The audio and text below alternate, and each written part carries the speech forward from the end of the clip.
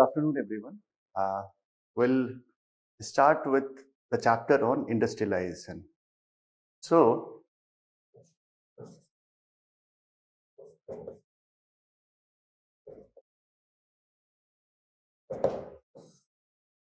specific to India, how industries came to India, and what is the meaning of the term industrialization? Like when we say industries, does it mean farming on a large scale, or it means only factories? So we'll see the definition of industrialization first. What is the definition? What we call industrialization? And there is also another concept related to it that you must have read in modern history: economic critique of British rule. That's the idea of economic nationalism by Dadabhai Naoroji, R.C. Dutt, and later on Nehru also critiqued British policies. So we'll here also know what is the meaning of the term deindustrialization.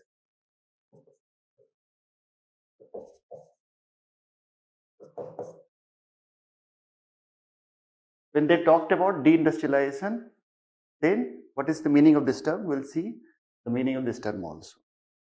Then we'll see. So, this topic is studied by different disciplines. Like economics also studies this, how industries came to India. They see it through various indexes, like they talk about GDP, national income, employment rate, unemployment rate. History also talks about industrialization, like how this industrialization happened in India and also in other countries. Sociology also studies it, but it studies differently. It studies through social categories, like caste, कौन से caste के लोग workers बने? Was there participation of women or not? Was there any discrimination on the work side? So these were what kind of exploitation was there. So we'll see this evolution of industries.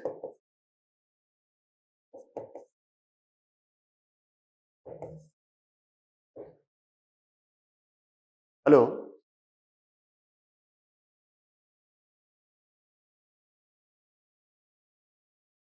Hello, am I audible? Okay.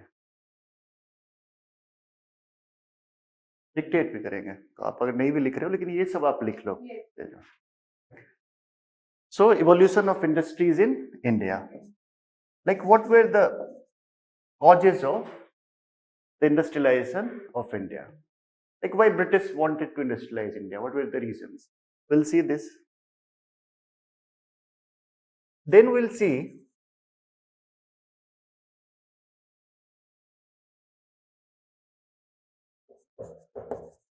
industries in colonial times and what kind of class structure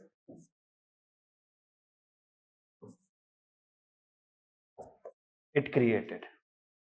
Like industrialization creates class structure. Like you have read Marx, he tells that most of the population becomes proletariat and a very small tiny minority becomes bourgeoisie.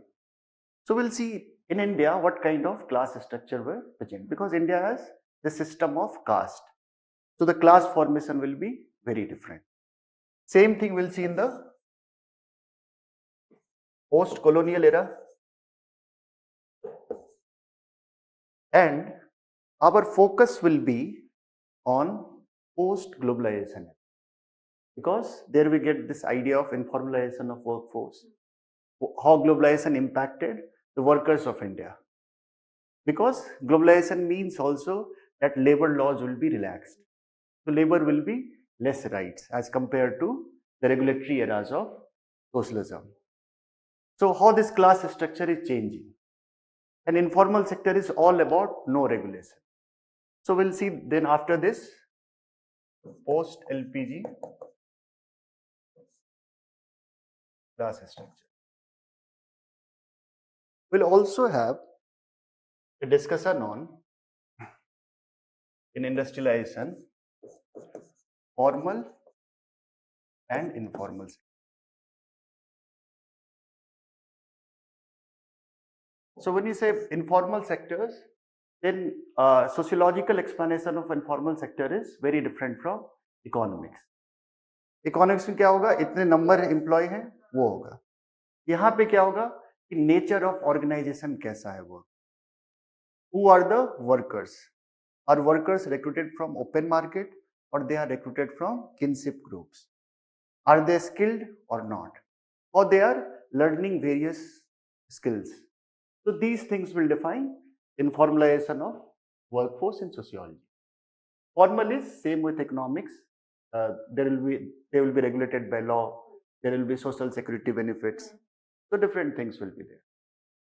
So this will be about industrialization, and from this industrialization we'll move to the next chapter, urbanization. How industrialization is promoting urbanization. AC on करवा देंगे क्या?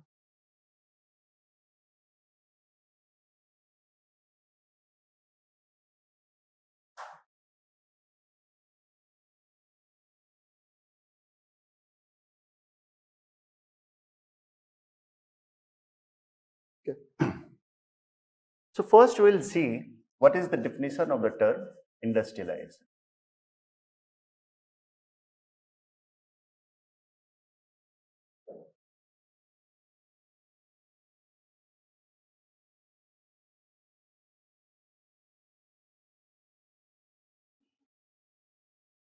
So when we talk about this phenomenon of industrialization, then we generally relate it to British rule in India. So everyone says that British rulers in India started this idea of industrialization because industrialization is a product of industrial revolution. And it started in Europe. So it was a kind of European import in India. But to understand this industrialization process, we first need to understand what is deindustrialization. Because in India, discussions were mainly about, like, British rulers are destroying our indigenous industries, handicraft industries, local industries, and they are trying to take raw materials from here and they are manufacturing goods in Britain, and then they are again sending back to India, finished goods. So like there were two kinds of criticism. One was started by nationalist scholars. So they gave the term deindustrialization. So first we'll see what is the meaning of the term deindustrialization, and through this process of deindustrialization, like what these nationalists were demanding. Like they had certain meaning of this term industrialization. So we'll try to understand the meaning of term industrialization through their viewpoint. So basically this idea of deindustrialization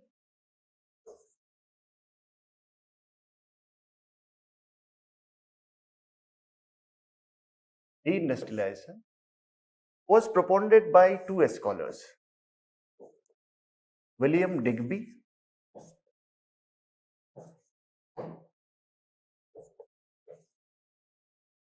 and Ramesh Dutt. These two scholars for the first time said that British rule is basically deindustrializing India, and they had certain ideas about this process. So Indians are not benefited by the colonial rules. Because they had this idea that colonial rule is good for India because they will modernize Indian economy. They will bring industries, they will bring machineries, new kind of machineries, innovation. It will lead to better development of Indian subcontinent. So William Digby and Ramesh Dutt, they gave this concept of deindustrialization.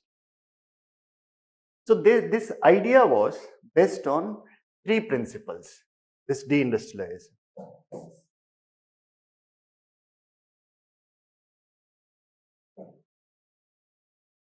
First principle talked about the decline of handicraft industry.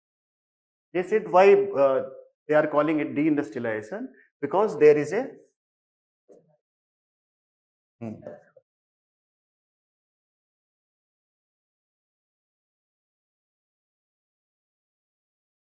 handicraft industry. So this decline of handicraft industries till 20th century. So they are talking about till 20th century. Then they said that this decline of handicraft industries were not compensated by a sufficient rise in modern industry.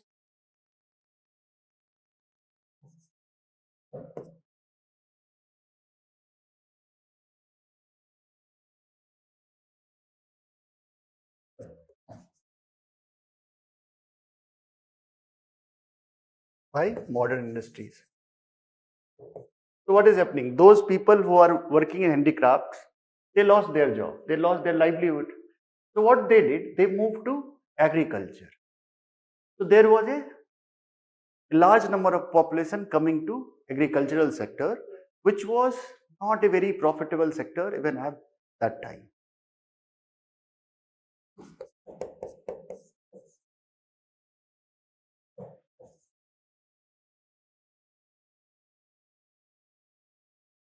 Became agriculture.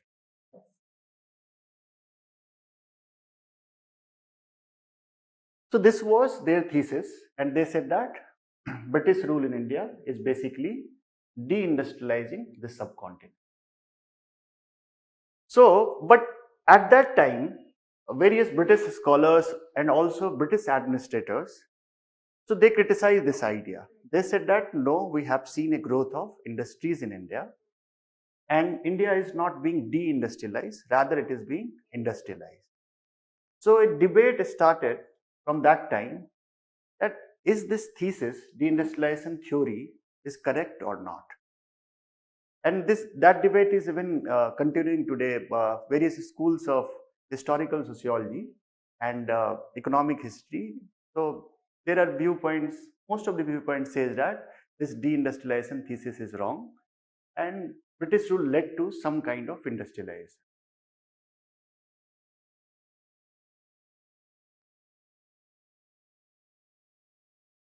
हाँ नहीं, लेकिन डीइंडस्ट्रियलाइजेशन कब होगा? नहीं, जब handicraft industry खत्म होगी, जैसे अगर 100 लोग हैंडीक्राफ्ट इंडस्ट्री में काम कर रहे थे, उसमें से 80 people lost their job. So those 80 people, if those 80 people are compensated in modern industries, or more than 80 people are compensated in modern industries, then only we can call that it's industrialization.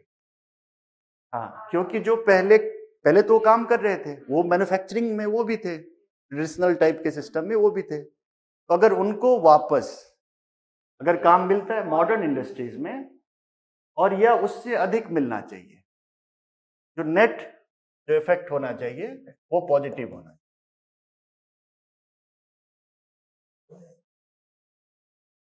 हाँ, so they were not getting the jobs. So R.C. Dutt and William Digby said that they are coming to agricultural sector. They are becoming agricultural laborers.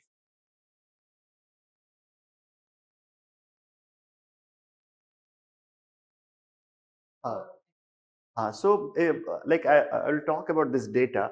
So at 1800, India had 15 to 20% workforce in manufacturing.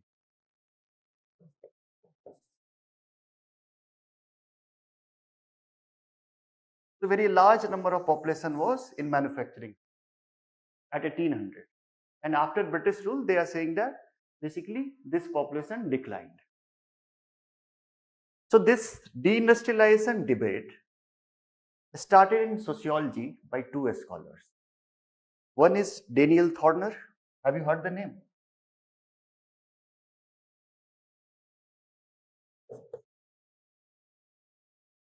Who is Daniel Thorner?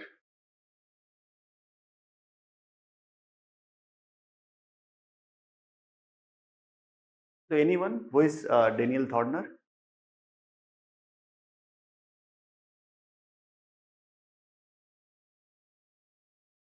Okay, yes, Malik Kisan, Mazdoor.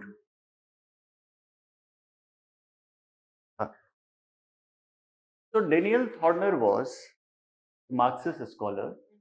He was working on this idea of industrialization and deindustrialization. So there was a debate between Daniel Thorner versus J. Krishnamurti.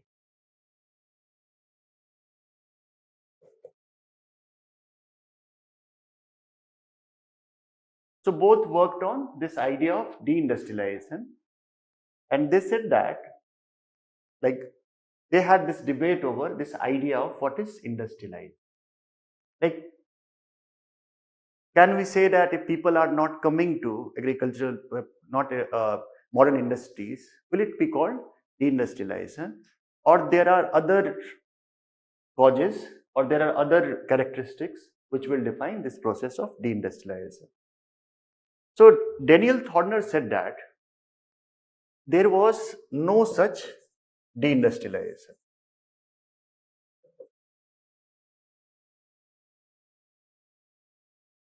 And he said it on the basis of census data.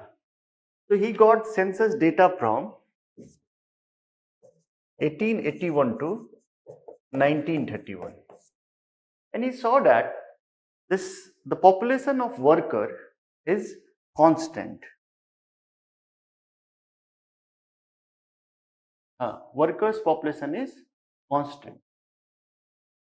So there is no such decline in workers' population, and at many places, population of working class were increasing.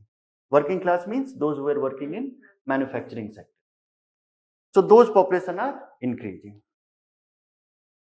So therefore, Thorner said that industrialization can be seen through this idea of industrialization can be explained through increase in the number of working class population.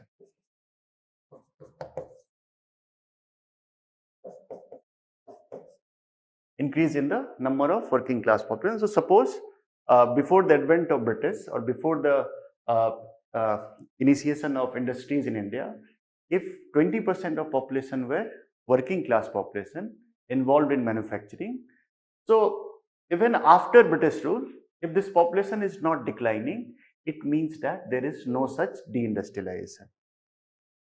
So he said that through the census data from 1881 to 1931, that there is no such deindustrialization in India because population of working class is constant or increasing. So this was Daniel Thorner's idea of industrialization. So then there was another question, the third point there. Why the population in agriculture is increasing? If working class population is not declining, then how they are getting so much workers in agriculture? He said that this transition from handicraft to agriculture or working class to agriculture has not happened in India. Rather, before the initiation of industries, many people started this idea of agriculture. So they joined agriculture, and so there were two reasons for it. Before these factories were established, so some decades before, British started plantation. So it started from Assam. So they started this plantation. So many people who were doing various work, not in the manufacturing sector, work as laborers. So they joined these plantation sector, mostly tribal people.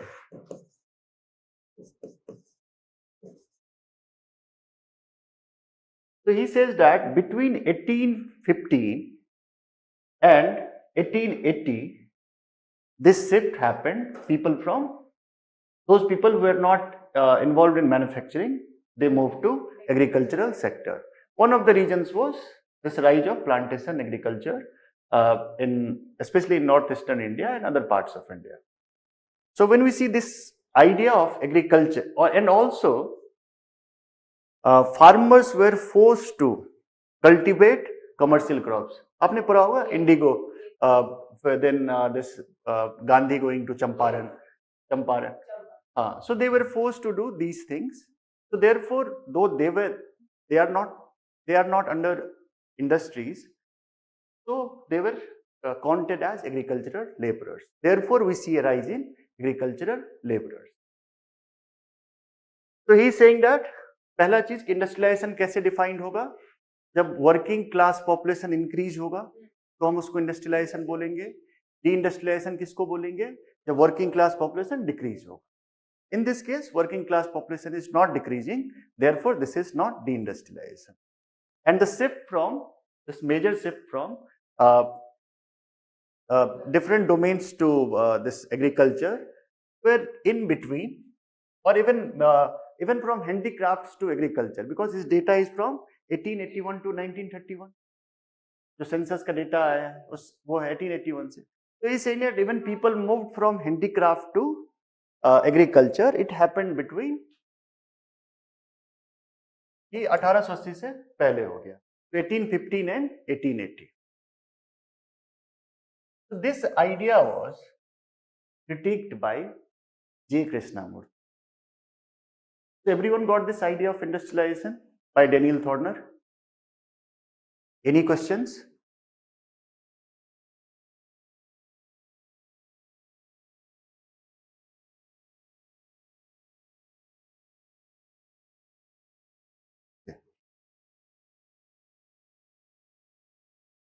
So this idea of industrialization was, this definition of industrialization was countered by another scholar, J. Krishnamurti. He said that it's not necessary that if working class population is not declining, then it's not deindustrialization. He talked about other ideas.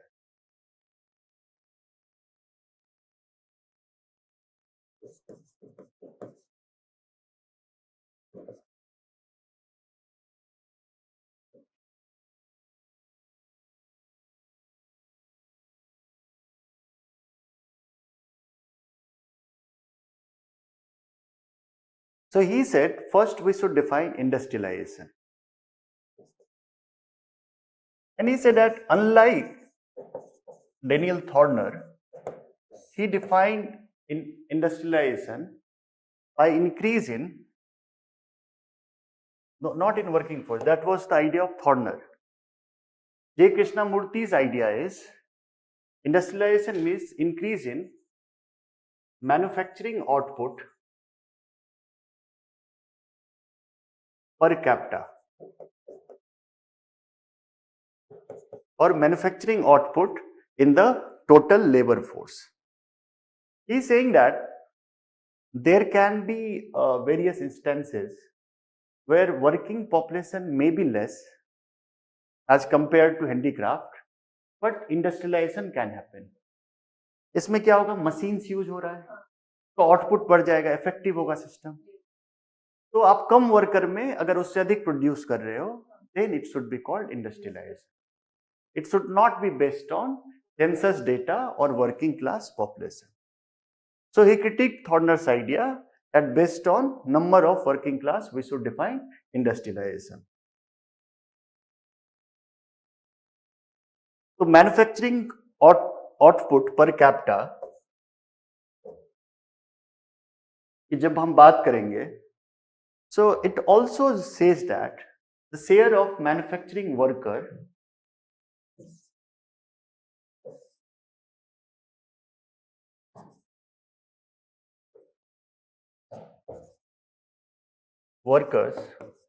in total labor force has increased. ये कैसे हो रहा है? So पहले का जो total labour force था, जब आउटपुट पर कैपिटा इंक्रीज होना है, so historically it was the idea that the share of manufacturing workers will increase, then only production can be increased. It was earlier idea. But this is not a sufficient condition. Sufficient condition क्यों नहीं है? क्योंकि modern industries is not about labor force. It is more about output, effectiveness. It's more about machines. So we should not see the idea of deindustrialization through Daniel Thorner's basis. तो नया एक definition आ गया industry. नहीं, वो ये बोल रहा है कि जैसे 100 पहले लोग थे, 100 people, और पर पर्सन जो मैन्युफैक्चरिंग आउटपुट था वो मान लेते हैं कि 1.2 था पर पर्सन पहले। अब 60 ही लोग काम कर रहे हैं, लेकिन मैन्युफैक्चरिंग आउटपुट 1.5 हो गया पर कैपिटा। इसका मतलब है कि इंडस्ट्रियलाइजेशन हुआ, कि मशीन्स आई, मोर इफेक्टिव टूल्स आए, तो उसके कारण इंडस्ट्रियलाइजेशन हो रहा है। So, if this is declining, manufacturing output per capita is declining, that will be called deindustrialization. Industrialization क्या हो गया? Increase in manufacturing output per capita, and deindustrialization is decrease in manufacturing output per capita. So he defined industrialization and deindustrialization in a different way, and he said that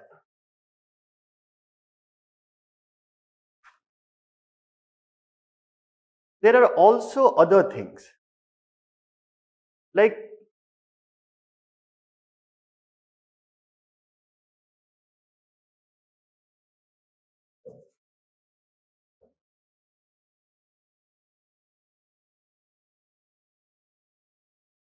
capital intensive industry. So modern industries is also about involving more and more of capital, more of money. जितना money होगा, आप जितना mass scale production करोगे, आपका क्या होगा? Efficiency उतनी अधिक होगी, आपको वर्कर उतने कम चाहिए। मास पे आ जाने पे कम आप प्रोड्यूस करोगे, एक वर्कर क्या है कि आइडिया कांस्टेंट है, इतने वर्कर आपको मिनिमम चाहिए। लेकिन प्रोडक्शन इंक्रीज करने के लिए आपको उतने वर्कर्स की, अगर मास स्केल पे आप जा रहे हो तो आप थोड़े से इंक्रीज करके प्रोडक्शन को, प्रॉफिट को आप और इंक्रीज कर सकते। So he is saying that if there was an increase in capital intensive industries, then also the working class population, no, it not necessarily it will increase, it might decrease, or it will be constant. So he said that this deindustrialization hypothesis of Thorner is not correct. तो समझ गए कि industrialisation it can decrease, हाँ, it depends on, हाँ, ये simple है। आप informal sector में जाओ, वहां पे कम प्रोड्यूस करने के लिए आपको बहुत अधिक वर्कर्स की जरूरत होती है। फॉर्मल सेक्टर में आप जाओगे तो वहां मशीन्स हैं, नई टेक्नोलॉजीज हैं, ऑर्गेनाइजेशन ऑफ वर्क जो है वो डिफरेंट तरीके का है, तो वहां पे क्या होगा, आप कम वर्कर्स में बहुत अच्छा प्रोड्यूस कर सकते हो, बहुत अधिक प्रोड्यूस कर सकते हो। इसीलिए क्या होता है, जो बड़ी कंपनियां हैं वो अधिक प्रॉफिटेबल होती, लेकिन छोटी कंपनियां कम profitable. So he's saying that therefore through this working class population we cannot say that industrialization happened or deindustrialization. So this was his idea of deindustrialization. Okay, so any question?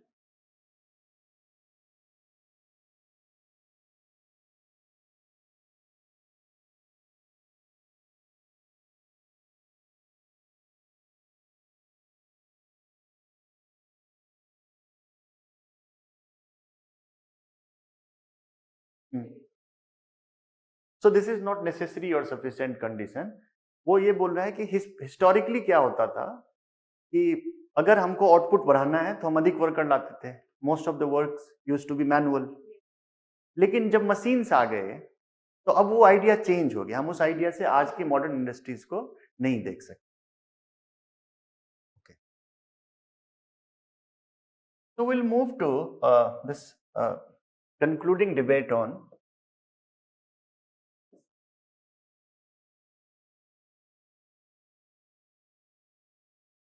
so Tirthankar Roy. So he tried to summarize this debate on deindustrialization and industrialization. So he is also of the view that there was no such deindustrialization in India during the British rule. Rather, it was a kind of industrialization. But he talked about the differences in modern industries and traditional industries, then how this idea of deindustrialization came to India. So he says that if we talk about this pre-British industrialization scheme, so at 1800 we had 15 to 20% population engaged in this manufacturing sector. So around 15 to 20 million workers were engaged in this process of manufacturing. But the social organization of manufacturing at this time was very different from social organization of manufacturing in modern time. So he says कि वहां पे उस time जो important industries थे वो कौन कौन से थे? पहला spinning and weaving, leather works, metal works. So these were the important industries, handicraft industries of that time. Carpets and rugs. Carpets were produced and हाँ, तो ये सब सारे उस टाइम के ये थे. नहीं, ओपियम थोड़ा बाद से आता है. ओपियम ट्रेड वो आएगा जब इंडस्ट्रियलाइजेशन चालू हो जाएगा, उसके बाद ओपियम ट्रेड आएगा. तो ओपियम ट्रेड में एक बहुत बड़ा नाम है जो if someone is from Mumbai then must have heard JJ School of Arts, various JJ. So he was basically a opium trader and he made money through those trades. But these industries were not, so these industries did not use machinery. जो machinery का concept आया है, so they were not using this idea of machinery. They were not also organized in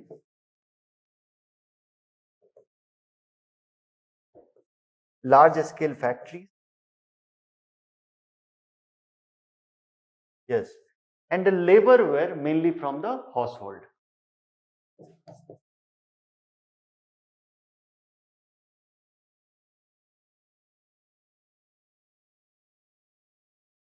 And also these industries, these traditional industries were not regulated by laws.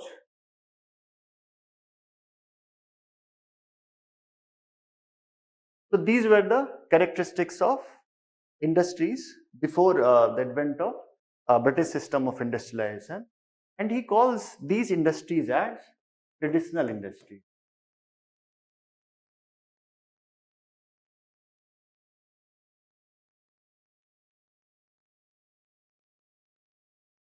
So these industries, he calls these industries as traditional industries.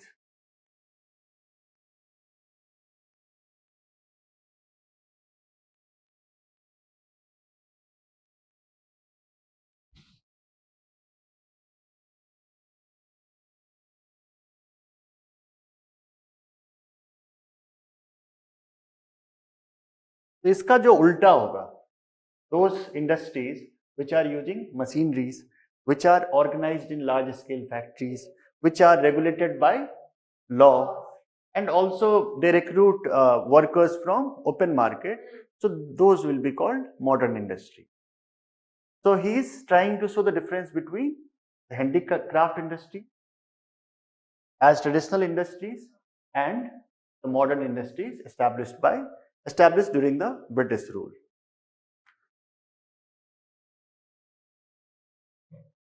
So he says that this idea of modern industries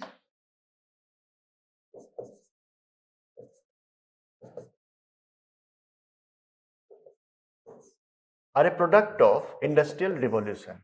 And why he says that it's a product of industrial revolution?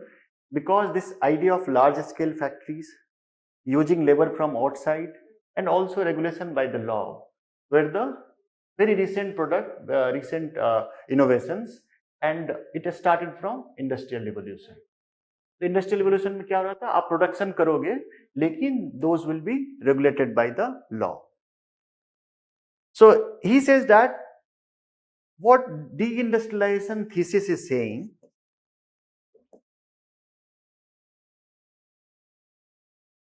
deindustrialization thesis is saying that unlike the British, where industrialization happened, in India we had this process of deindustrialization. तो Britishers क्या कर रहे थे, यहाँ से raw material ले जा रहे थे, वहां पे इंडस्ट्रियलाइज कर रहे थे, और इंडिया को क्या कर रहे थे, डी इंडस्ट्रियलाइज कर रहे थे। वो बोलता है डी इंडस्ट्रियलाइजेशन थीसिस यही है।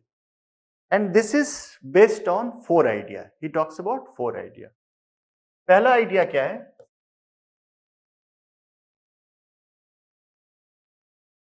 Decline of traditional industries.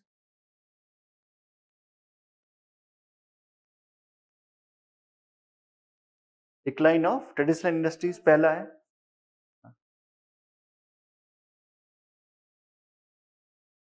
हाँ, तो modern industries are product of industrial revolution, because industrial revolution was based on technological innovation, scientific revolution. So after scientific revolution, for the first time, people had this understanding that they can produce goods at mass scale. Mass scale means like difference क्या होता है एक handicraft में और एक modern industry में? Handicraft is produced through manual labor. So the product from me and you will be different because we have different kind of skills and our product will be different. Even आपके जो 2 product होंगे उसमें भी differences आ सकते हैं। Some product will be very good and some product will be average. In modern industries, products are produced through machines. So all products will be same. तो थोड़ा सा भी इधर उधर होता है तो हम बोलते हैं प्रोडक्ट डिफेक्टिव है। हैंडीक्राफ्ट में डिफेक्टिव का आइडिया नहीं आता है। हैंडीक्राफ्ट में हम क्या बोलते हैं, क्वालिटी इसकी उतनी अच्छी नहीं है। यहाँ पे those products are rejected. So this idea came from industrial revolution कि हम मास स्केल पे चीजें प्रोड्यूस कर सकते हैं, इफिशिएंटली प्रोड्यूस कर सकते हैं, उनसे चीप प्रोड्यूस कर सकते हैं। तो आप चीप प्रोड्यूस करोगे तभी आप वर्ल्ड मार्केट में जाके हर जगह आप कैप्चर कर सकते हो। colonialism was more about selling their own products, capturing the economy of these economies, these third world countries, what we call today. So he's saying that deindustrialization is based on 4 ideas. First is decline of traditional industry. Second is it declined because technology in these industries were obsolete.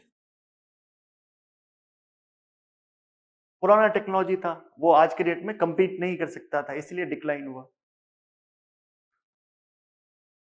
So technologies were obsolete, therefore these industries declined. Then this free market regime of British government perpetuated this decline, क्योंकि competition possible ही नहीं था free market regime में, machine के साथ जो हाथ से बना रहा है।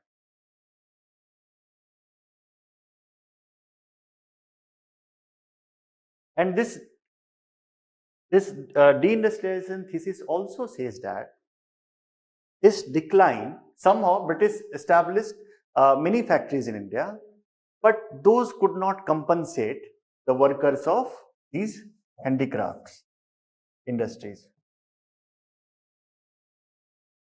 इंडस्ट्रीज तो चालू हुए, लेकिन जो वर्कर्स हैंडीक्राफ्ट से बाहर गए उन सारे लोगों को कंपनसेट नहीं कर पाए।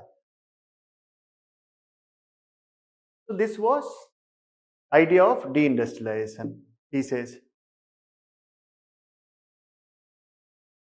And he says that this deindustrialization thesis was produced by 2 schools of thoughts. First school of thought was nationalist scholars or nationalist leaders, Ramesh Chandra, Dadabhai Naoroji, then British rule in India, and later on Nehru also wrote about this deindustrialization thesis in India. And second was Marxist scholars, nationalist and Marxist scholars, who gave the theory of imperialism. So through this theory, imperialism, they tried to see the impact of colonial rules on various countries. And this theory of imperialism, they say that basically what they were doing, they first captured the economy of these countries, then they started capturing the political and other domains of the countries. क्योंकि अगर आपने एक बार economy capture कर ली तो आपके लिए बहुत easy है।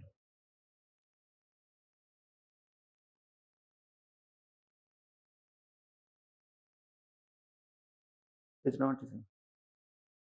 So first thing is about free market regime. So handicraft industries were producing goods which had very different qualities. Machine goods had very different kind of qualities. On the basis of quality, handicraft goods were far better than these goods produced in industries through machines. But they were producing at mass scale. तो handicraft goods अगर 500 रुपये में बिक रहा है, example देते हैं, तो वो बिक रहा है 200 रुपये में.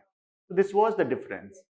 But free market regime of that time means handicrafts industries had to compete with modern industries.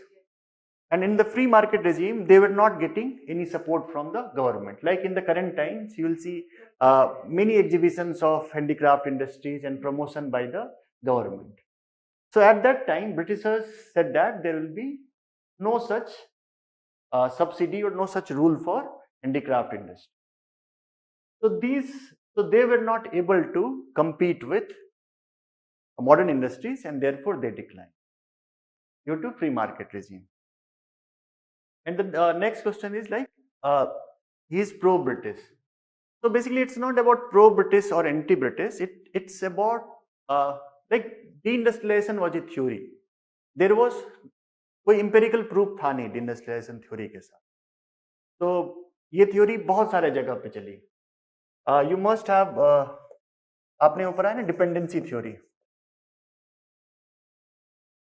So dependency theory also has A.G. Frank and Paul.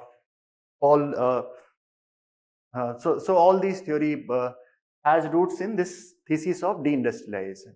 So basically now the scholars are testing this deindustrialization theory through different means. कि deindustrialization हुआ या नहीं हुआ. So they are not justifying British rule, but they are saying that this deindustrialization was not happening at that time.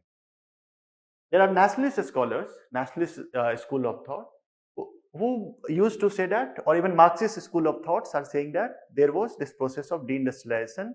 It cannot be, they are saying that it cannot be checked through these data. Data से आप क्यों नहीं check कर सकते हैं? क्योंकि maximum कहाँ पे इंडस्ट्रीज खत्म हो रही है? रूरल एरियाज में खत्म हो रही है. और रूरल एरियाज का डेटा उतना अच्छा से कलेक्ट ही नहीं हुआ उस टाइम, तो आप कैसे उसको चेक करो?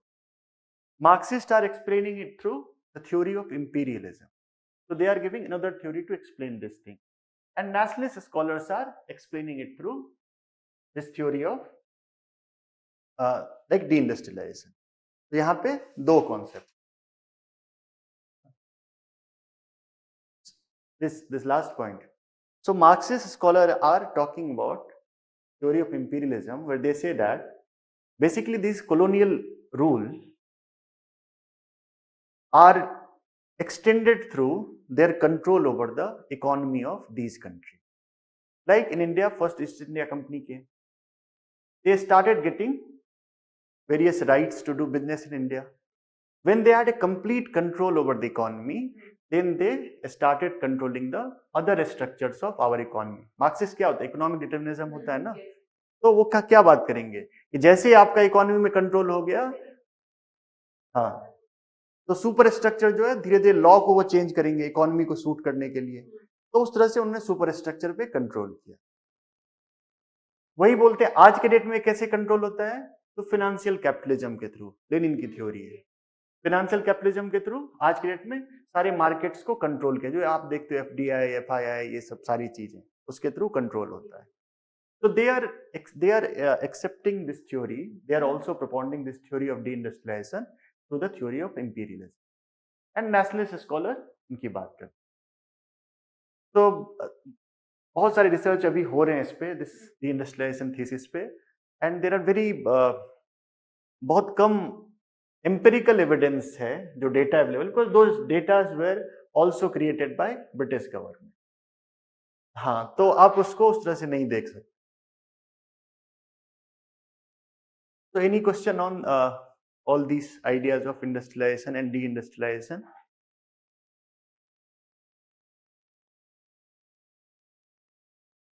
So write about this thing.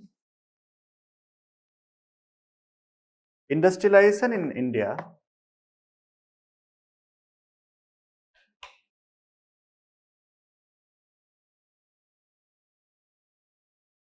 is linked with colonial policy of British rule. Is linked with colonial policy of British rule in India.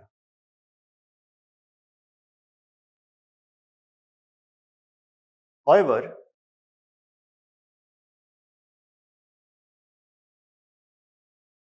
this explanation can, however, this discussion can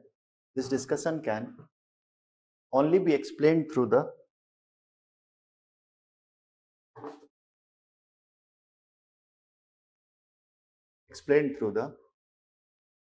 idea of deindustrialization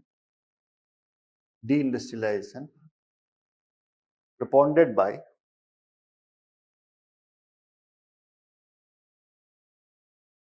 by William Digby and Ramesh Dutt. Propounded by William Digby and Ramesh Dutt.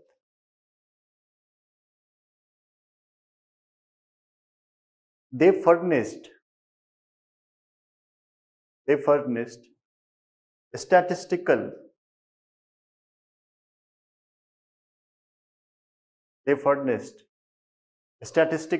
information to prove their contention. They furnished statistical information to prove their contention.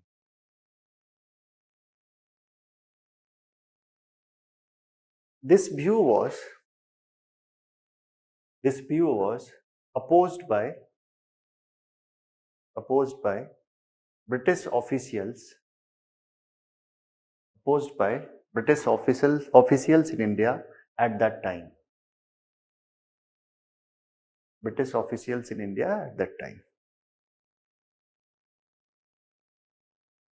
However,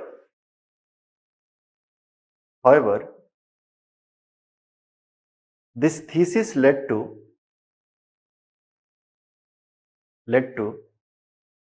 a debate between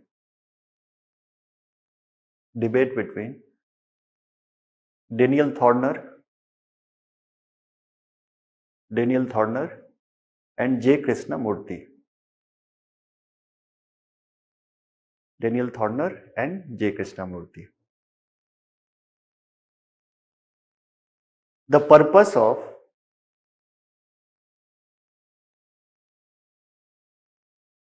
The purpose of Daniel Thorner's work was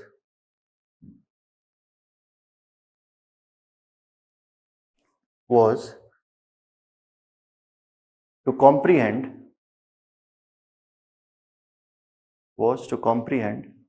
deindustrialization in India under British rule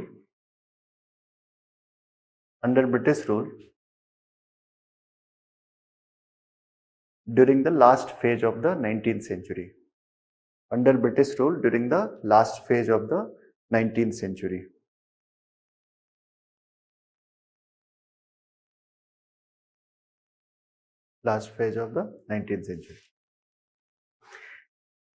It is based on, it means deindustrialization. Deindustrialization is based on threefold propositions.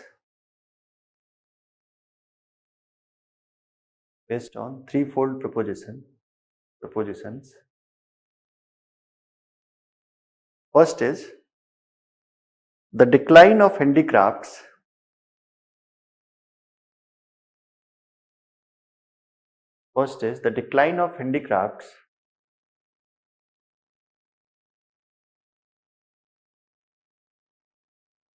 continued well into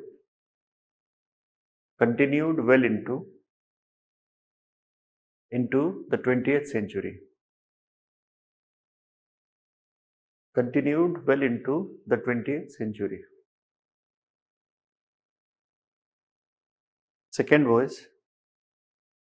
Second is it was not compensated by a sufficient rise in modern industries.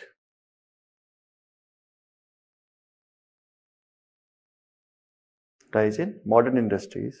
And third है, and in consequence,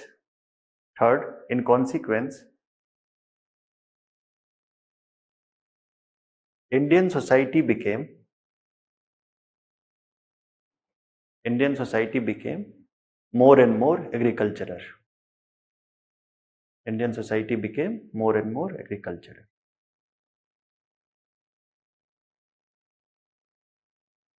Based on the census reports of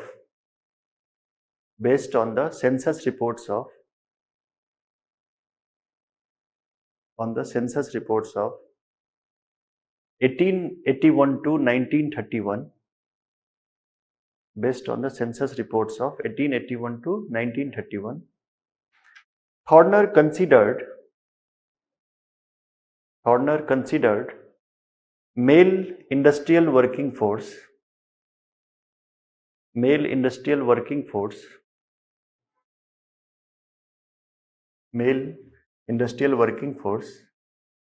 as a portion of the total working force,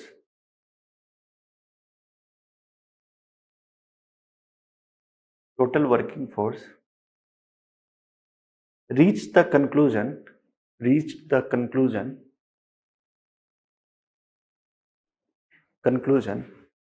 that the census data for males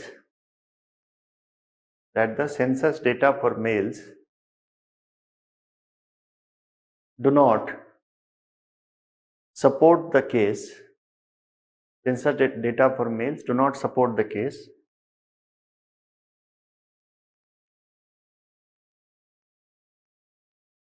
either for absolute deindustrialization of the working force,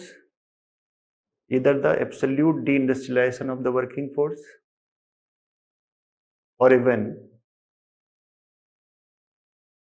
for relative deindustrialization,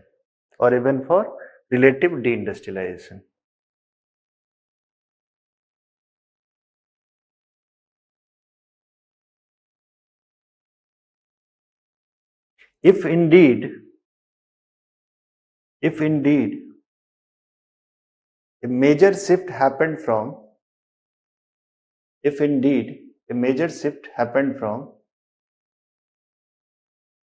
industry to agriculture,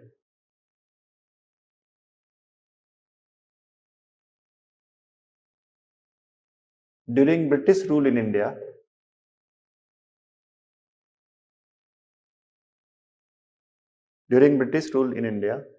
it might have happened sometime between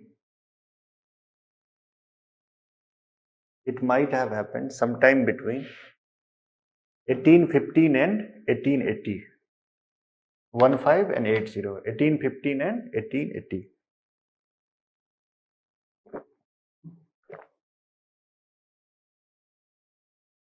Next para. Thorner's ideas were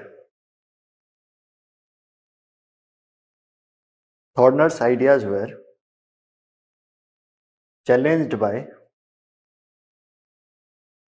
J. Krishnamurti,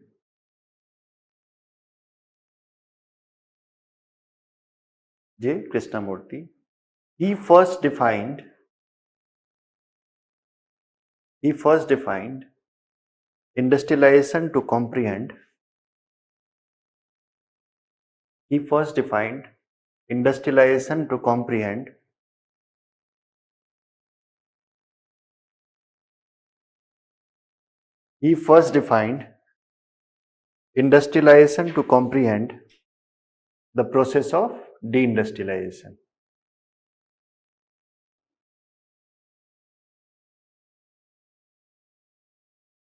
Industrialization to comprehend process of. Industrialization means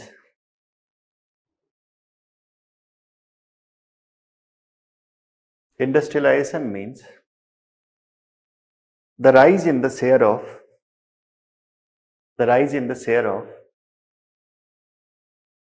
manufacturing output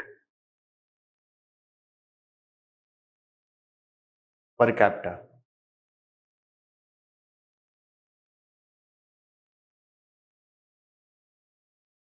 Manufacturing output per capita. This is historically associated with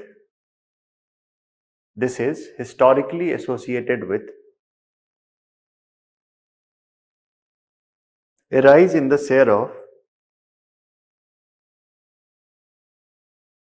in the share of manufacturing in total workforce.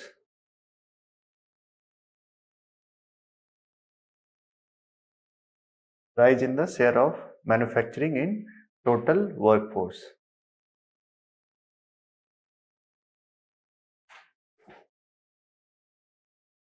Total workforce. But a rise in the ratio of workers,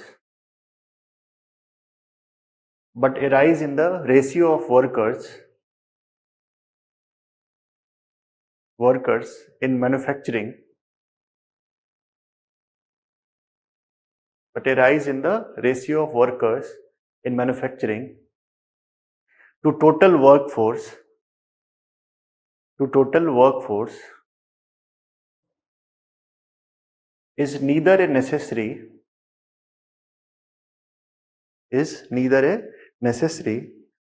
or a sufficient condition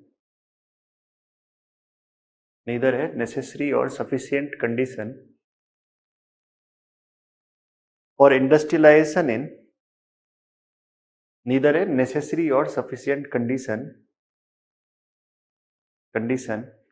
for industrialization in any theoretical sense.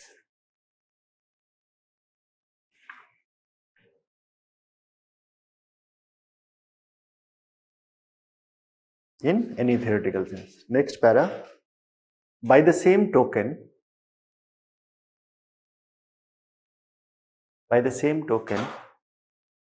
a decline in the share of manufacturing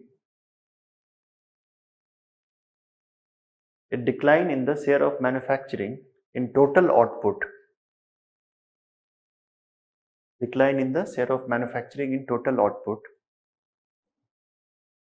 or a decline in manufacturing output per capita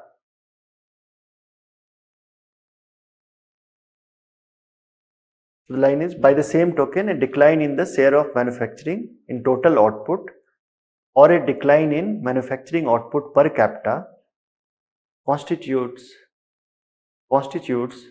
deindustrialization.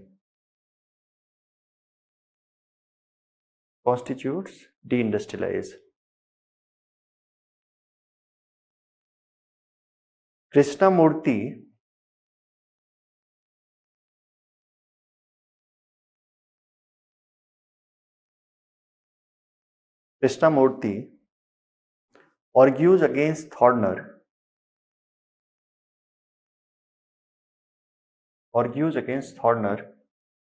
that to show that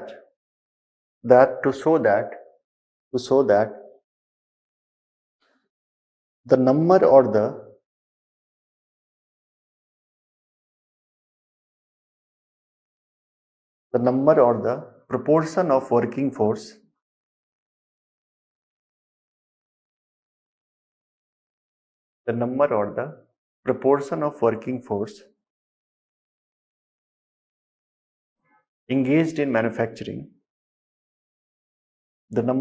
proportion of working force engaged in manufacturing has remained roughly constant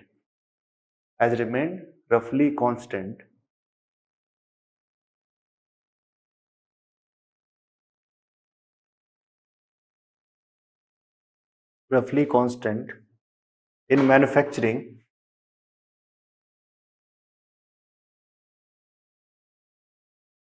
does not disapprove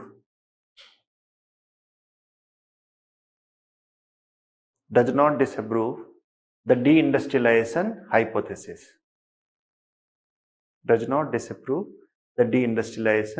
hypothesis.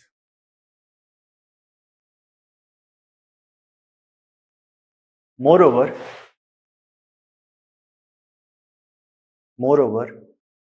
he suggests that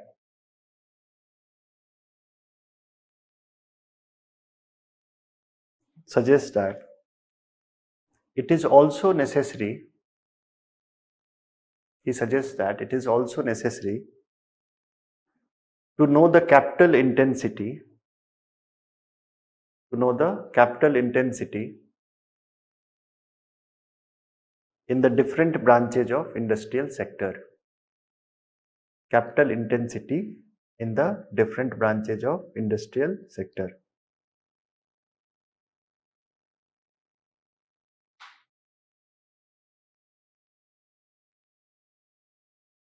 A decline in the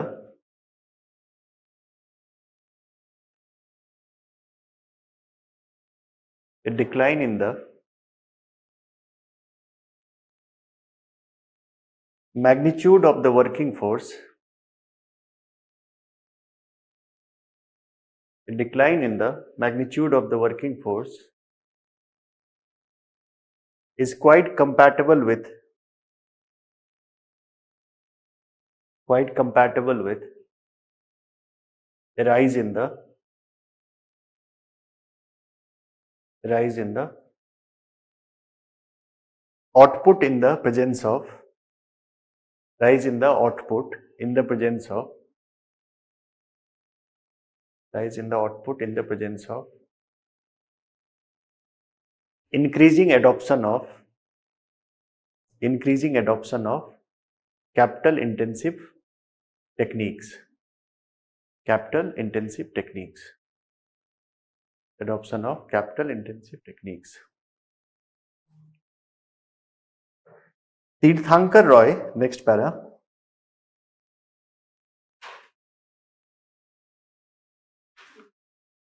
Tirthankar Roy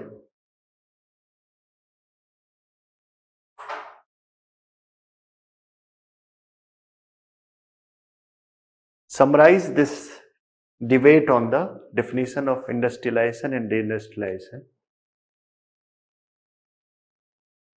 Summarize this debate on industrialization and deindustrialization.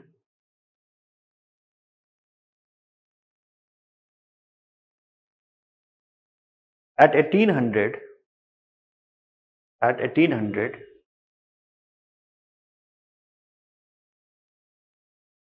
possibly about 15 to 20% of Indians, possibly about 15% to 20% of Indians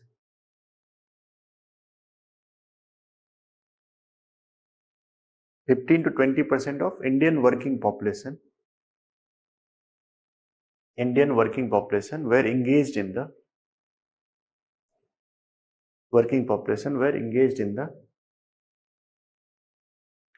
traditional manufacturing industries.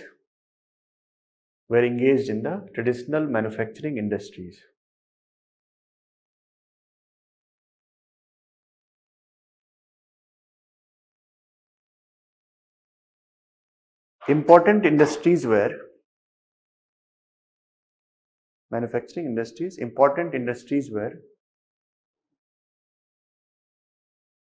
spinning and weaving,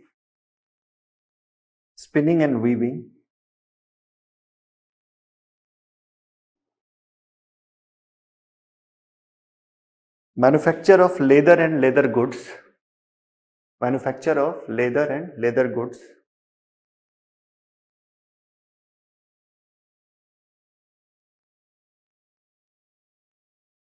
a range of metal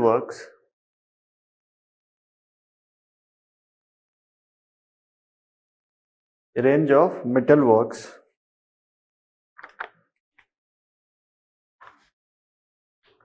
carpets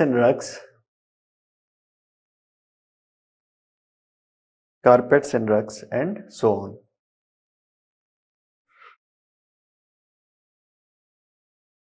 These industries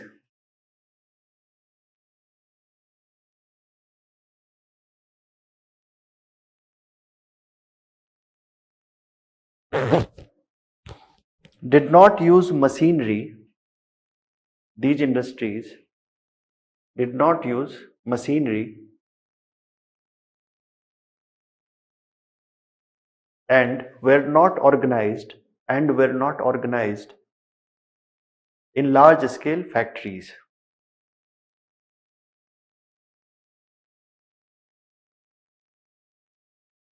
Large scale factories, nor regulated by any law. Nor regulated by any law.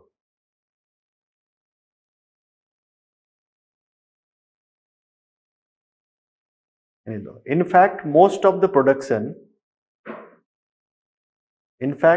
of the production units were most of the production units were family labor oriented. Family labor oriented or households. Or households. He calls such activities traditional industries. Traditional industry. He calls such activities traditional industry. By contrast, any unit that used machinery and the large scale factory, by contrast, any unit that used machinery and the large scale factory and was more or less regulated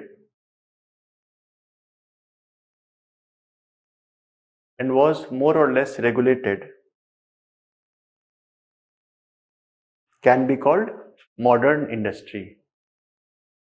Can be called modern industry.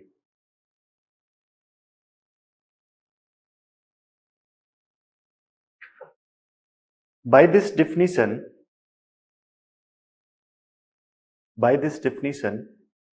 modern industry is obviously a product of industrial revolution. Industrial revolution since machinery, regulation and the large factory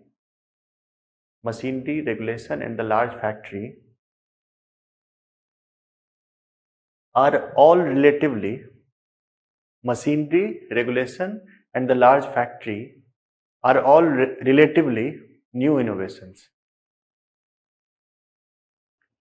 relatively new innovations. The industrial revolution in the 19th century industrial revolution in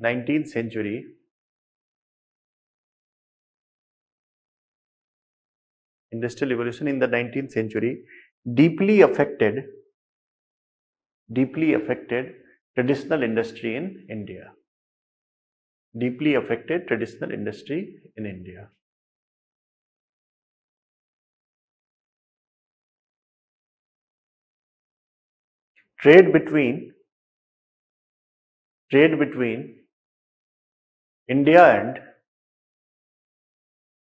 Trade between India and the world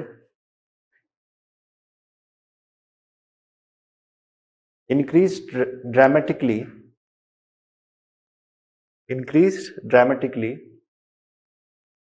and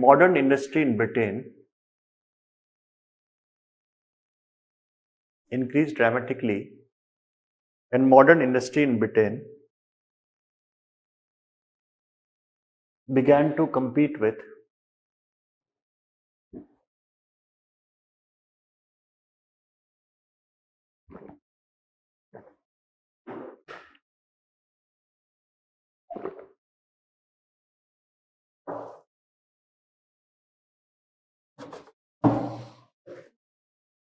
began to compete with traditional industry in India.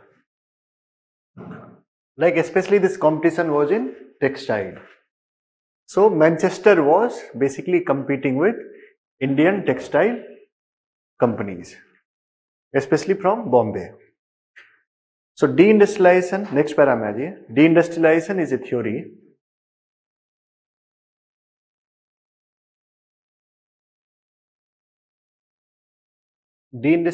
is a theory that suggests that suggests that the net effect of British industrial policy that the net effect of British industrial policy was negative. Was negative. The theory consists of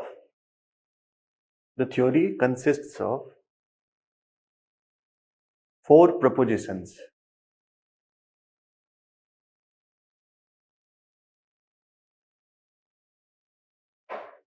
Four propositions. पहला है traditional industry declined in India.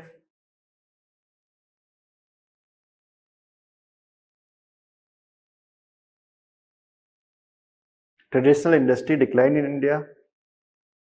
Second is it declined because of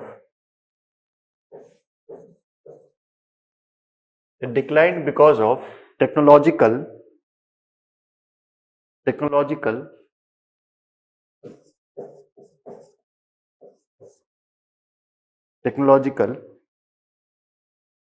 obsolescence, yeah, obsolete technology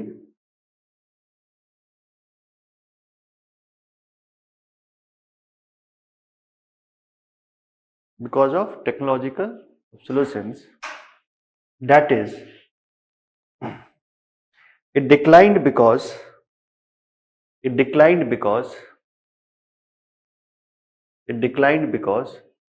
hand tools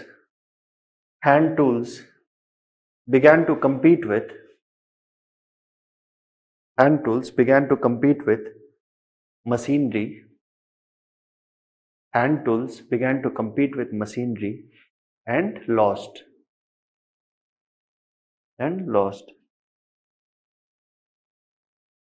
Third is it is implied that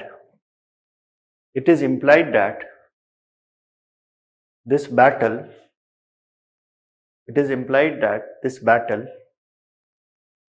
which occurred in the marketplace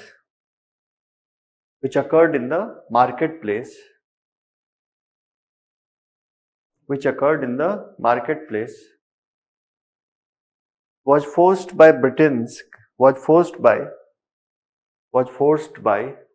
commitment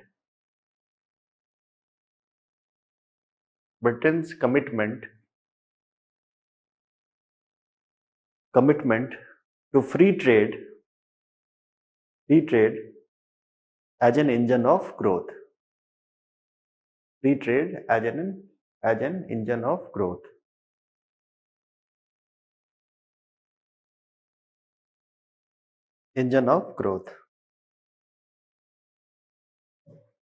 Fourth is closer economic relationship with Britain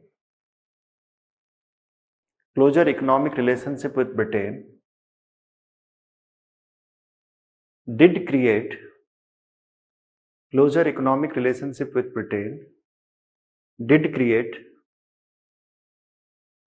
some modern industries in India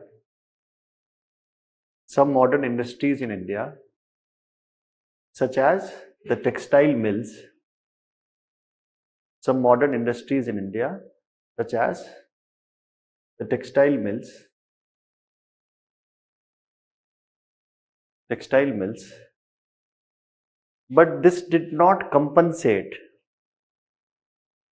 but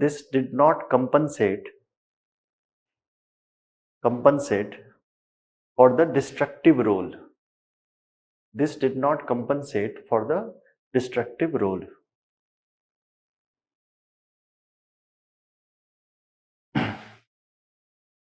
Next para. The term deindustrialization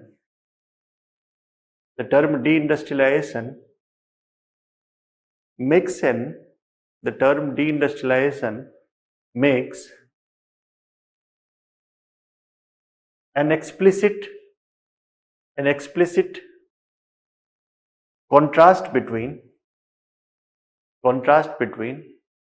Britain which experienced industrialization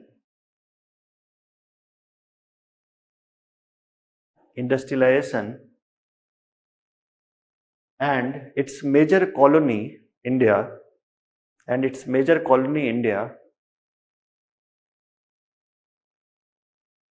which experienced deindustrialization.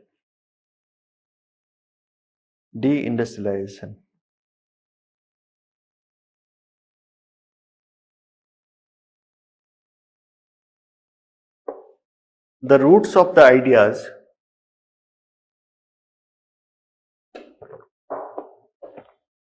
roots of the ideas of this theory can be traced to two sources.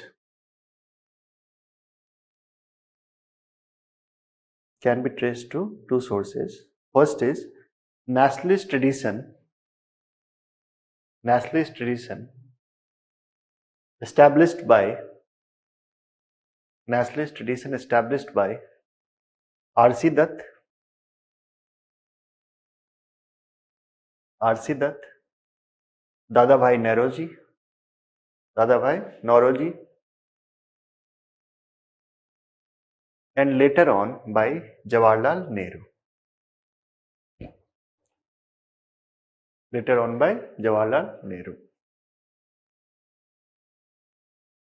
The Marxist scholars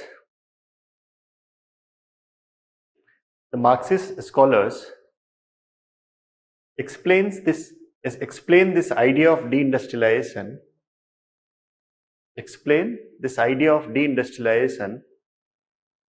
through their theory on imperialism.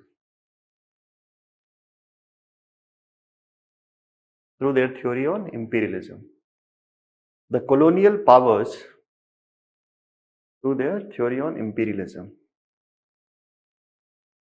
The colonial power established an absolute control over the economy of the colonized by this process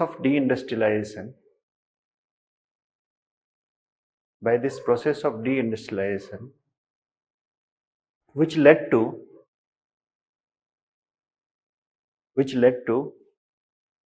their control over political and social domains of these societies.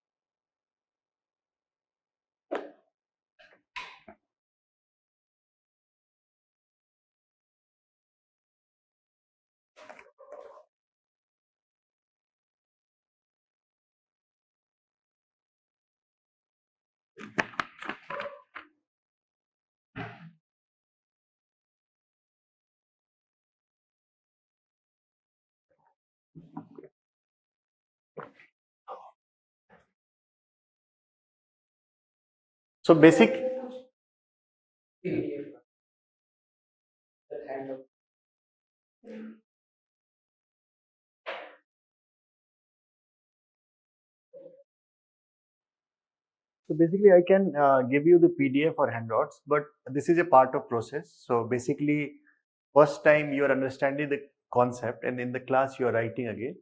So if you have any doubt or anything, then you can ask this time. That's why I'm giving the dictations. And also this is foundation batch, so I don't think there will be, you have less time or something. So industrialization means basically producing something on a large scale, on a mass scale, having a very organized sense of production process and having labor from different domains.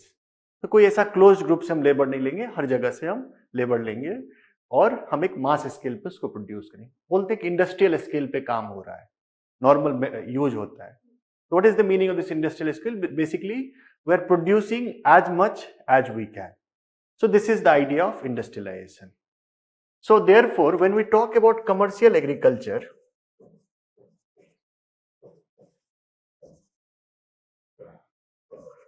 especially the plantation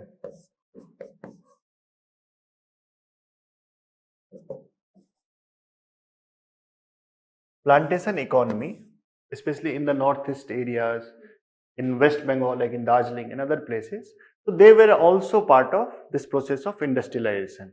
That agriculture is now on an industrial scale, and factories were also part of it. So in India, the factories were established after 1850s.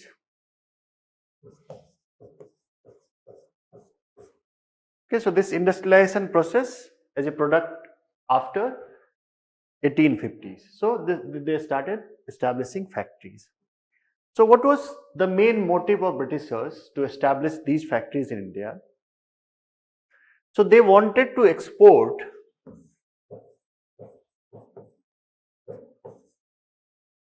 manufactured goods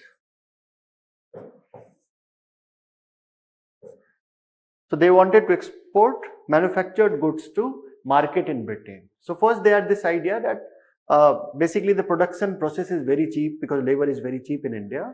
क्योंकि traditional handicraft destroy हो चुका है, तो skill labour आपको सस्ते में मिल रहा है, क्योंकि उनके पास स्किल तो है ट्रेडिशनल हैंडीक्राफ्ट लेबरर्स के पास, and they can be trained in very less time and they are available at a very cheap rate.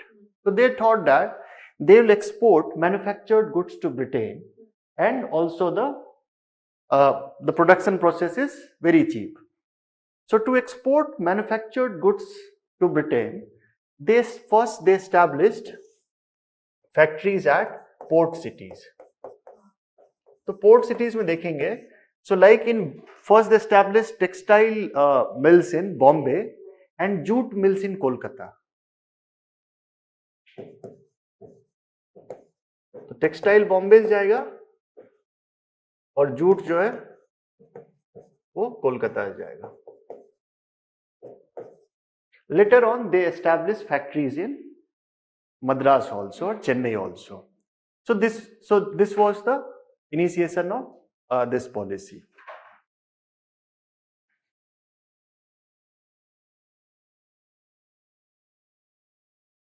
So why they wanted to produce manufactured goods? So first thing is, जो हमने अभी बात की कि labour क्या है कि बहुत ही चीप रेट्स पे अवेलेबल है, लेबर साथ में स्किल्ड भी है, because they were engaged in traditional activities. So those who were engaged in textile activities, so they are becoming laborers in these industries. So they had cheap labor and skilled labor. But a couple of decades earlier, in 1839, they started plantation agriculture, especially tea plantation in Assam.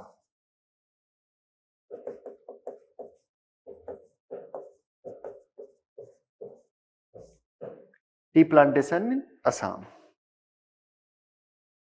And this tea production was also for the consumption in Britain. हाँ, so T जो यहाँ से जो produce होगा वो Britain में consume होगा, वो इंडिया में कंज्यूम नहीं होगा.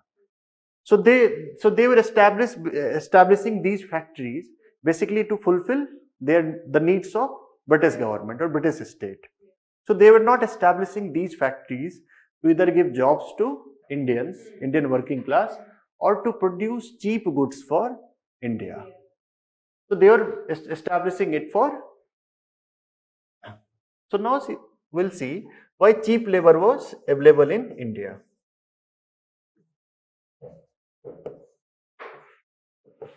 So first thing is cheap labor available के main cause थे destruction of handicraft industries or traditional industries.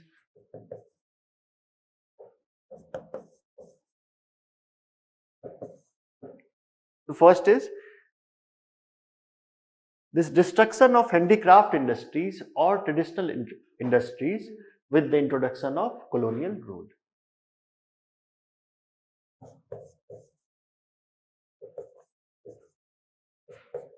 तो इंडिजिनस इंडस्ट्रीज क्या थे, धीरे धीरे डिस्ट्रॉय हो गए. Then a portion of peasants were forced to cultivate cash crops.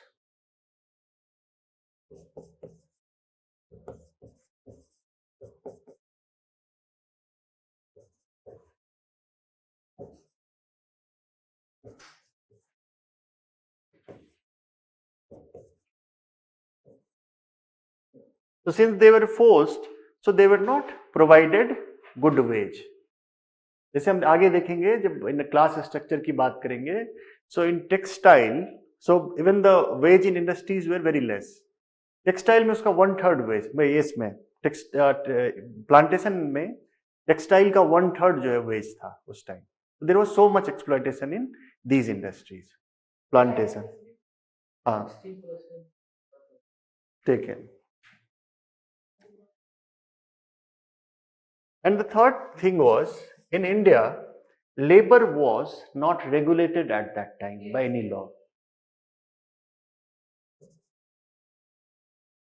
तो आप जितने पे काम करवा सकते हो उतने पे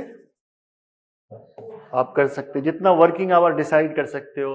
child labour was rampant in India. So basically due to these conditions, labor in India was very cheap. Just a second. So a portion of peasants were forced to cultivate cash crops, like the example of indigo. जो वो था चंपारण में, जो 2/3 आपको अपने land पे वो 3 बीघा system जो था, तो आपको, हाँ, तो उस पे आपको इंडिगो उगाना है.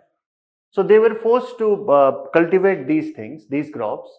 Therefore, they were also given very less wage or very less share in the produce. So therefore, India had. There was no permanent citizen. People are asked to live there, and landlords, they were paid. They used to pay this contract for 10 years. They used to pay that, and they made land laborers, tribals. There was tribal act. So these tribals were forced to work there and have a permanent citizen there. We'll see when we'll come to plantation. So we'll see one work by Sarit Bhaumik. So he worked on plantation especially in the northeast region, and he talks about the class composition or in the caste composition of people. So you'll find that most of the workers in plantation in northeast areas were tribal, and these people were basically forced to work in these nomadic people were made to stay in a city. So if you also see the development of this hill stations, so basically British were the one who started developing hill stations in India, because hill stations has two ideas. First thing, so the center of power always used to stay on the top.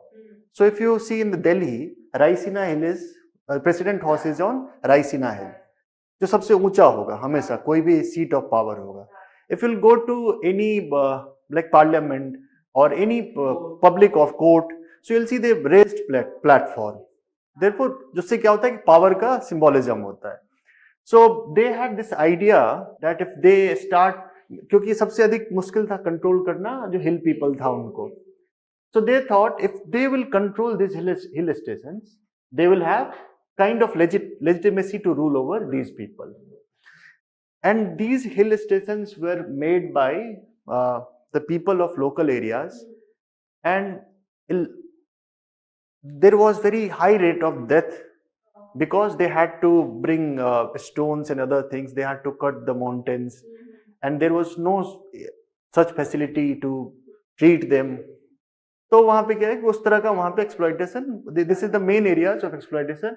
तो आप देखोगे जैसे ही 20th century में freedom movement होता है, so these workers will be part of these freedom struggles, and later on they will also become a part of communist movements.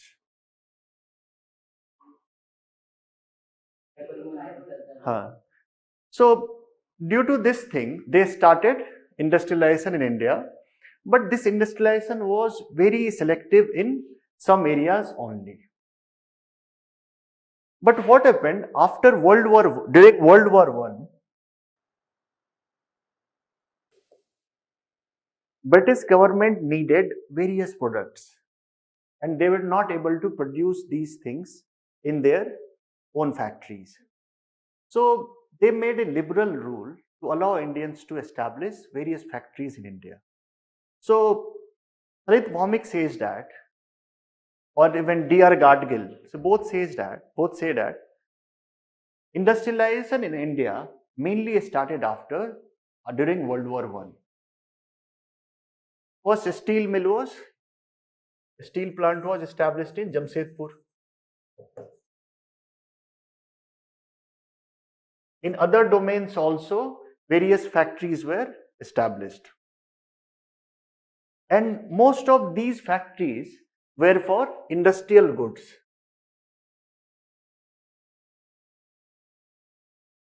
बहुत सारे ordinance factories establish हुए उस टाइम. तो जो भी इंडस्ट्रियल गुड्स थे उसके लिए क्या हो रहा था कि they were allowing Indians to establish these factories so that Britishers need can be fulfilled. हाँ, तो यहाँ पे क्या हो रहा है, इंडस्ट्रियल गुड्स वो बना रहे हैं. Now they had the power to produce finished goods also. So various kinds of factories established in India. Therefore, D.R. Gadgil says that mainly this idea of industrialization started during the World War One. Then there was also a push for industrialization by the establishment of Indian Railways. It was established in 1860s.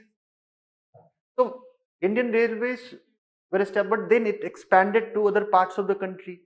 So initially it was expanded to bring ये basically textile mills, jute mills, इनके जो ये product थे उनको connect करने के लिए वो किए गए. So raw materials from various places to the textile mills in Bombay and to the jute mills in Kolkata. So initially railway was expanding based on this idea, क्योंकि वो इंडस्ट्रियल रूट हो गया तो वहां पे उनको अधिक फायदा होगा, जल्दी जो है गुड्स उनके पहुंचेंगे. So Indian railway but in the first decade of 20th century, railway expanded, and it also provided a push to this indigenous factories in India. And इसी टाइम क्या होता है कि national movement also became powerful. So they needed these railway networks to also control over Indian population. So therefore, mainly this industrialization is happening after 1910 or around World War One. So D.R. Gadgil says that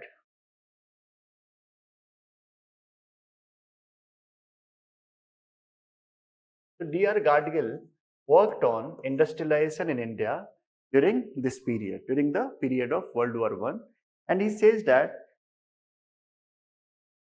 it led to the expansion of working class.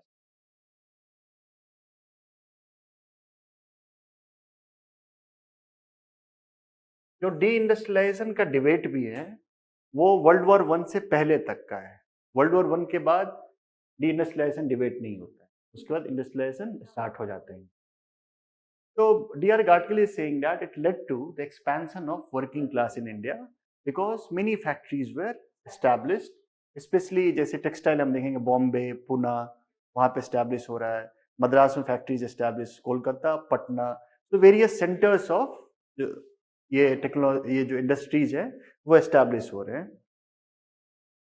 Then during world war one also the British government allowed factories to promote Indians from the rank of workers to the rank of supervisor.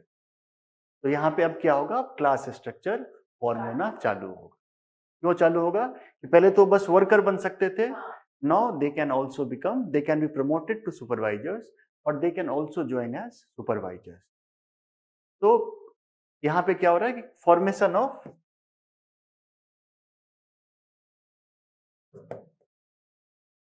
classes because promotion to supervisor is allowed.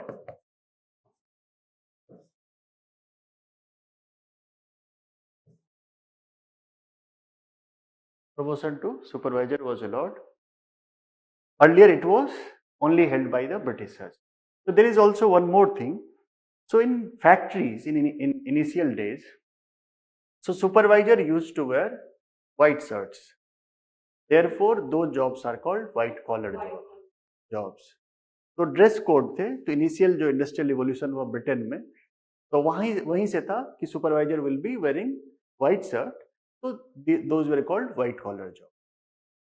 So now Indians can also be in the white collar jobs. Earlier it was reserved only for the Britishers. So this was also a change.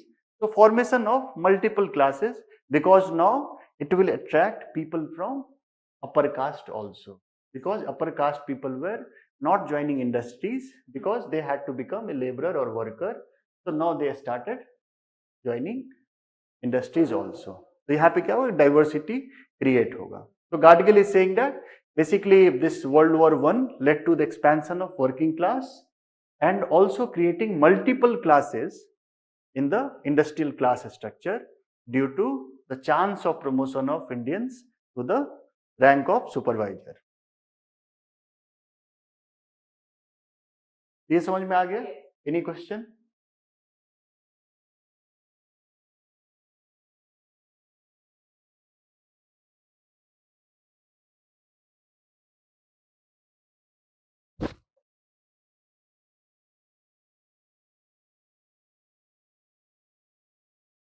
So now we'll move to, now the industries have been established. So how sociologically industries were working? Caste कैसे वहां role play कर रहा था? क्या discrimination था cast के basis पे? And most of the workers were coming from rural area, so they were migrants. So उनका सेटलमेंट पैटर्न क्या था? How they were living? were they segregated on the basis of caste or they were living together? Industries में वो कैसे काम करते थे? Now will come to this part, specially in the colonial period. The first scholar is Morris D. Morris.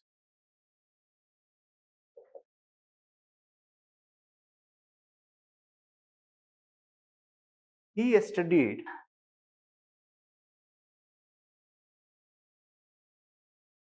working class in Bombay.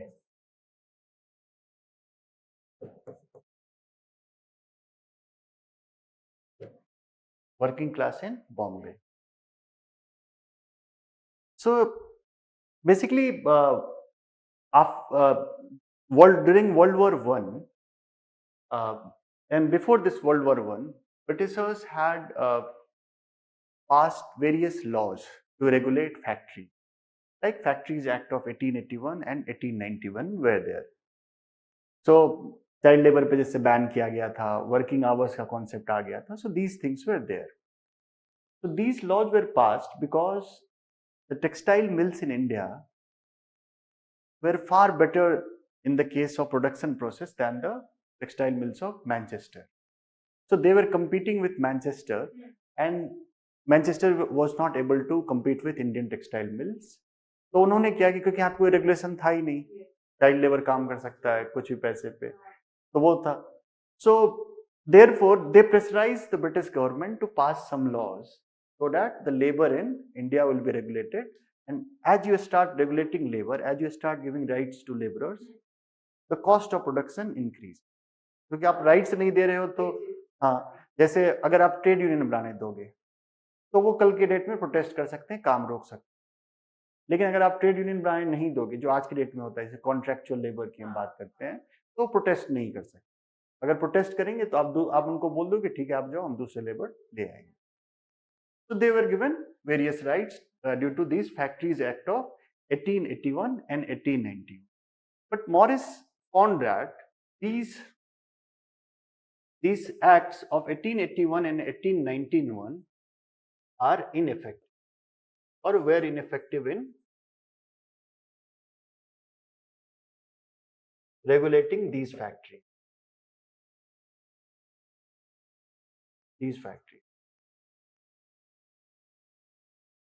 अच्छा 5:30 class है, ठीक है 5। So these laws were ineffective in regulating the factories. So why they were unable to regulate? Because most of the offices were controlled by British officers. So they had this regulatory power to see the working of factories, and also mostly the uh, uh, higher officials in factories were also British. So therefore, there was corruption in these dealings, and they were not able to regulate these things. Even child labor was rampant in the industries of Bombay. But he found that workers from different caste groups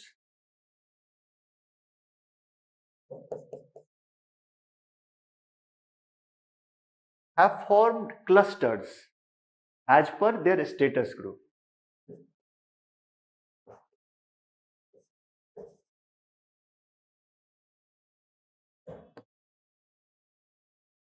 As per their status group. So they were living in a cluster, and so same caste groups were having the same status.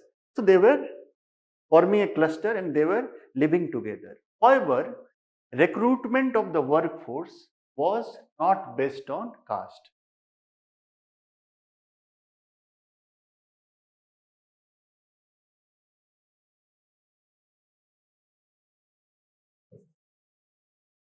Not based on, it was, recruitment was not based on caste. So any caste group can be a member in the, can be a worker in the factory. But there was a very different kind of attitude of all the caste groups against Dalits or untouchable caste group.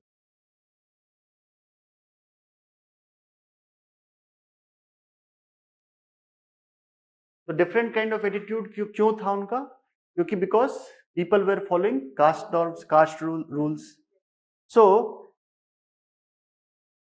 in the spinning section, in the textile mills, in the spinning section, one had to use spit. So therefore, Dalits were systematically excluded from the spinning section of the textile mill.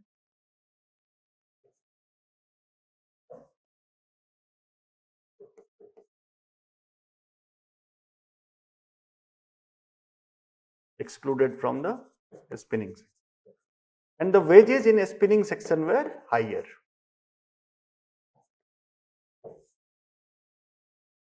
So though the recruitment was not based on caste, but in the initial organization of the factories, Dalits were excluded from the most lucrative section that the Indians can have, और वहां पे systematically उनको exclude किया जाता था.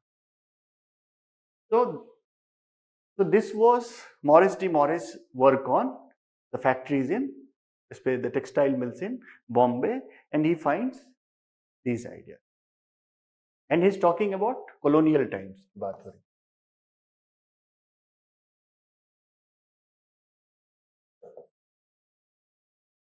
So any question?